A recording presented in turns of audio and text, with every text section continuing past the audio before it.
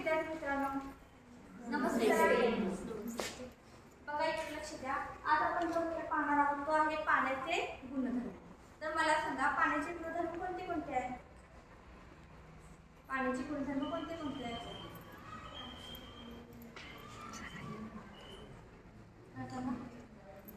पाण्याची चव कशी असते?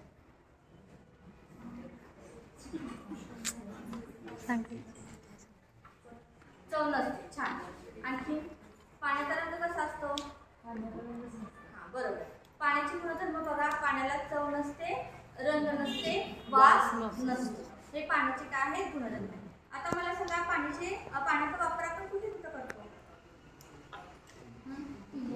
अगदी छान. पिण्यासाठी आपण पाण्याचा वापर करतो, जेवणासाठी, आणखी कपडे धुण्यासाठी बरोबर. पिण्यासाठी, जेवणासाठी, त्यानंतर काय करतो, भांडी घासण्यासाठी आपण करतो, धुण्यासाठी आपण काय करतो, पाण्याचा वापर करतो. आता आपण जे पाणी पितो ते पाणी स्वच्छ आहे की नाही हे आपल्याला कसं ओळखतं? तुम्ही कसं ओळखता पाणी आपण जे पितो ते स्वच्छ आहे की नाही? गढूळ स्वच्छ आणि गढूळ यावरून. स्वच्छ आणि गढूळ म्हणजे पाण्याचा कलर जर असं लालसर असेल तर ती म्हणते की हे पाणी पिण्यायोग्य नाही. आता कोणते पाणी पिण्यायोग्य असते आणि कोणते पाणी पिण्यायोग्य नसते त्यासाठी आपण एक काय करणार आहोत, प्रयोग करणार आहोत. आणि प्रयोगाचं नाव आहे सुपेन पाणी आणि दुष्पेन पाणी यांचे गुणधर्म अभ्यास. आता ह्या प्रयोगासाठी काय काय साहित्य लागतं बघा. यामध्ये दिले परीक्षा नळ्या, निरमा, पाणी, मीठ, स्टँड आणि गुळ. आता या साहित्याची तुम्हाला ओळख करून देते. ठीक आहे. आता यामध्ये ह्या ज्या आहेत काय आहेत? परीक्षा. ठीक आहे. हे तुम्हाला लाकडी दिसते ते काय आहे? स्टँड आहे. त्यानंतर हे आहे ते काय? पाणी. ठीक आहे. आता हे आहे ते काय? गुण झाले. ठीक आहे. आता जे महत्त्वाचं प्रयोगासाठी साहित्य लागणार आहे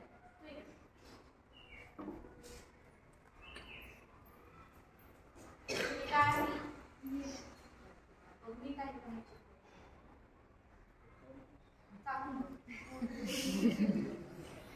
मी काय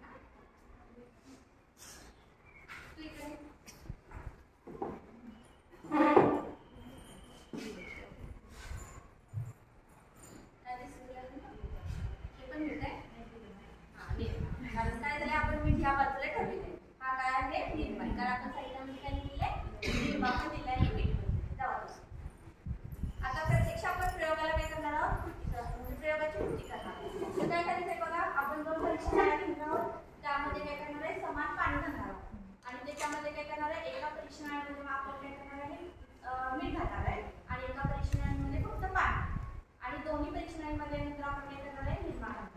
ठीक आहे. आता कोण येते पाठीमागे?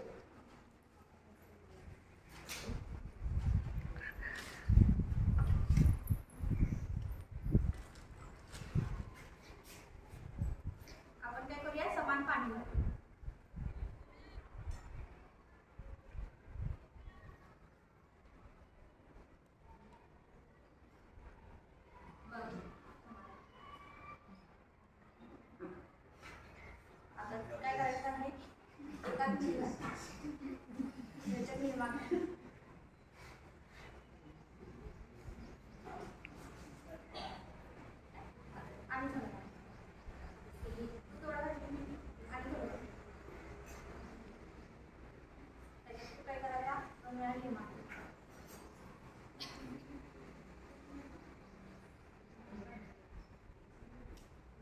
आता बघा, हे पाणी आपण काय करणार आहोत, हलवणार आहोत. परीक्षा नळी असं हलवणार. मग पाणी सांडणार म्हणून आपण काय करणार, त्याला उद्भवणार. घट्ट धरायचं. आता असं धरायचं आणि असं असं हलवायचं. सांडायचं नाही. इकडे दोन करा आणि हात.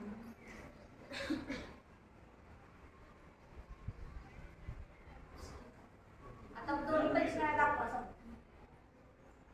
त्या आता माझ्या हातात ह्या दोन परीक्षा नळ्या आहेत. बरोबर आहे. आता ह्यामध्ये मला सांगायचं आहे की कुठल्या परीक्षा नळीमध्ये हे जास्त झालेलं आहे. तुम्ही सांगा. निरमा घातलेला आहे त्यामध्ये. निर्मा निरमा घातलेल्या परीक्षणामध्ये काय झालेलं आहे फेस जास्त जास्त आहे. आणि ह्यामध्ये आपण काय काय घातलेलं मीठ पाणी आणि काय घातलेलं तर निरमा घातलेला. यामध्ये फेस कमी आहे. असं का घडलं असेल? असं का घडलं असेल?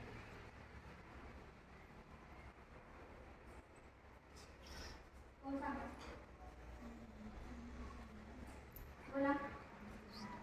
हा सांगा. इकडं ह्या बाजूला सेकंड इयर मध्ये कुणाला येते? का घडलं असेल असं? मिठाला आपण काय म्हणतो? Sodium chloride. तेच काय आहे? क्षार आहे. त्याला आपण क्षार म्हणतो. म्हणजे पाण्यामध्ये आपण काय केलं? क्षार मिक्स केले. क्षार मिक्स केल्यामुळे काय झालं? काय क्षार मिक्स केल्यामुळे काय झालं? हा पाण्यामध्ये फेस नाही कमी झाला बरोबर आहे, पण क्षार मिक्स केल्यामुळे काय होतं? पाण्याची घनता वाढते आणि पाणी पिण्यासाठी काय होतं मग दूषित होतं. दूषित होतं म्हणजे काय होतं? क्षाराचं प्रमाण त्याच्यामध्ये वाढतं. पीएच व्हॅल्यू त्याची काय होते? वाढते. आणि पीएच व्हॅल्यू वाढली तर काय होतं? त्या ठिकाणी ते पाणी पिण्यायोग्य राहत नाही. म्हणून आपण घरी बोरिंग वगैरे काढलं की पहिला काय करतोय? पीएच तपासणी. बरोबर. म्हणजे आपण काय केलं? एका परीक्षणामध्ये आपण काय केलेलं आहे? मीठ घातलं नाही आणि एकामध्ये मीठ घातलं. म्हणजे पाणी काय केलं आपण? त्याचं क्षाराचं प्रमाण वाढवलं आणि क्षाराचं प्रमाण वाढवल्यामुळे काय झालेलं आहे? फेस कमी झालेलं. ठीक आहे. आता घरी कोणाकोणाचे बोरिंगचं पाणी वापरतात? बोरिंगचं पाणी. ठीक आहे. सांगा काय होतं? कपडे धुताना फेस जास्त होतो का? नाही. का होत नाही? कारण त्याच्यामध्ये क्षाराचं प्रमाण काय असतं? जास्त असतं. ठीक आहे. आता मला सांगा ह्या प्रयोगावरून तुम्हाला काय शिकायला मिळालं? वंश कशी काय निघतो या प्रयोगाचा?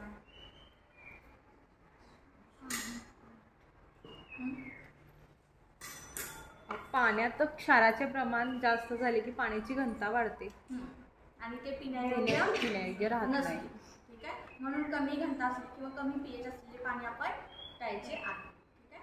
प्रयोग संपतो.